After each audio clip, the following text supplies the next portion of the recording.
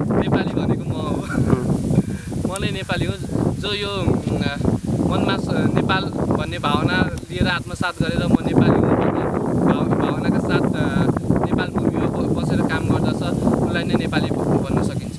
चाहिँ सन्तोष रसाइली हो। मेरो घर चाहिँ नारायणगढ चितवनमा हो। सीता श्रेष्ठ रजवास जिल्ला महोत्तरी गौरीवास गाविस अघि अहिले नगरपालिका भएका नगरपालिका छ।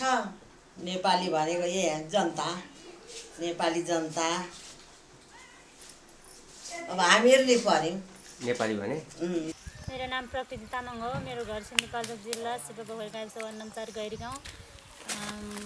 नेपाली भने चाहिँ जुन हामी नेपालमा जन्मेर हुर्केर हामी नेपालका छोराछोरी हौँ। हामी नेपाललाई हामी धेरै माया गर्छौँ।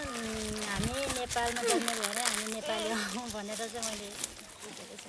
मेरो नाम रूपनारायण शाह हो। म काम कृषक र त मेरो सरपल्लो महोत्तरी जिल्ला वार्ड नंबर गाविस वार्ड नंबर 4 में घर पर्छ। नेपाल में रहे वाला के बसे वाला के नेपाली कही छे। नेपाल में रहे वाला के नेपाली कही छे। नेपाली बनबे के लागि नेपाल बनबे के लागि नेपाल देश नेपाले रहते नेपाली बनते। नेपाल में बसे वाला सब नेपाली रहते। ngalamin Sonda Tamang ina nga sipa पोखरी 4 गैरी गाउने छिमुला दनेगा पर्दि बेलेङला अनि वास्तविक नेपाल केरे नेपाली भिभजा नेपाल भित्र चिसिमानुन गोवतावदे केरे नेपाल भित्र देन चिसिमानु रंगला संस्कृति कते पूरा मान्दित ब रंगला मूल्य मान्यता कते मान्दित कते जम्मन कानुन भित्र केन्द्रित ब कते जम्मन नेपाली भिव गोवला गाइजा। नमस्ते ngalamin ja promise Tamang ina nga sipa पोखरी वार्ड नम्बर 4 गैरी गाउने छिमुला अनि जहाँसम्म कि मैले नेपाली भनेको के हो भन्ने जहाँसम्म मैले बुझेको चाहिँ नेपाली भनेको यो नेपाली भूभागमा बसोबास गरिसकेपछि नेपालले के दियो हैन कि नेपाललाई हामी के दिन्छौं भन्ने जस्ता भावनाहरू लिएर अनि आफ्नो के नेपाली भूगोलमा प्रति माया ममता राखेर अनि स्वतन्त्र रूपमा बाँच्न पाउनु अनि त्यसपछि स्वतन्त्र रूपमा आफू नेपाली हो भनेर भन्न पाउनु नै नेपाली हो। सुभाष श्रेष्ठ रोहित।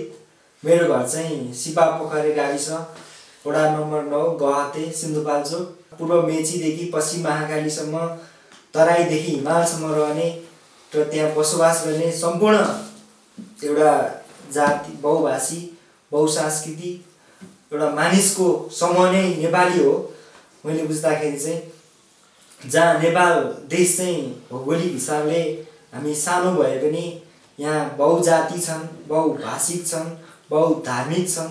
एउटा सबै पृष्ठभूमिले मिलाएर बनेको एउटा समूह नै नेपालीको समूह हो र देश नै नेपाल हो।